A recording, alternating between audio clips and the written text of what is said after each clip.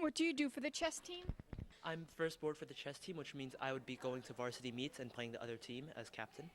I'm the manager of the chess team, so I help organize the meets, and I correspond with the advisor to help set up meets, make sure everything is ready and to go when other teams visit, and I help out when we go away and everything. Which chess piece do you feel most similar to? It's going to be the pawn for me, because although they may be small and diminutive, they have huge amounts of potential. At the final stages of the game, pawns can reach the end of the board and turn into anything, queens, knights, whatever you need in the situation. Most of the time it's a queen. So they can potentially be very deadly. You can have 8 queens, for example, if you get all 8 pawns promoted. So I think that starting small but becoming a very big part of the game, it reflects me in my life, and I have potential. So I feel similar to the king because I myself am not that powerful, but you kind of have control, and you have to stay focused and make sure you know what's important, which in this case is my playing style. Which one would you not want to be? probably the king, because I mean, it would be kind of painful having to run away from everybody. I mean, always watching your back and making sure you're not in check and everything. I feel like that would be a hassle, so I'd rather be a pawn. Definitely the pawns. They're the first to go in and they're first to die.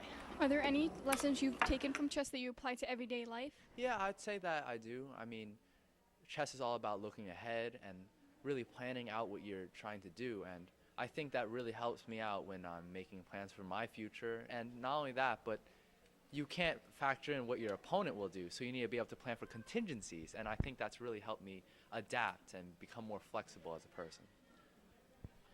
A lesson you could take from chess is really, you have to make sure you know what works, and you have to make sure everything works together.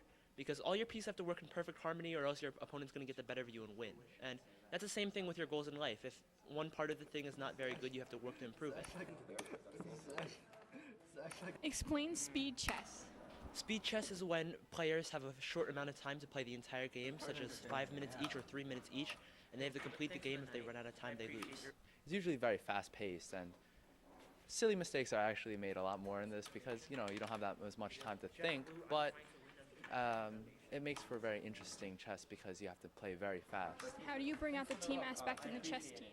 Even though it's one-on-one matches, the whole meet depends on how well the whole team does. So we could have one person crush another board, but if everybody else loses, well, we'll lose the meet. So the whole team works together to get the win. I don't think necessarily that it could be used as a metaphor because, I mean, life is really dynamic and everything. And as dynamic as chess is, in the end, you have a set number of moves, although it's a ridiculous number of moves. I mean, I think it's a little bit more structured than what life is, and life is just so dynamic and free-flowing that nothing can really emulate life like that. In other sports, maybe you lost, and you could say to yourself, I could try harder, but chess is a lot more analytical, and I think that's really unique, and I learned a lot from that.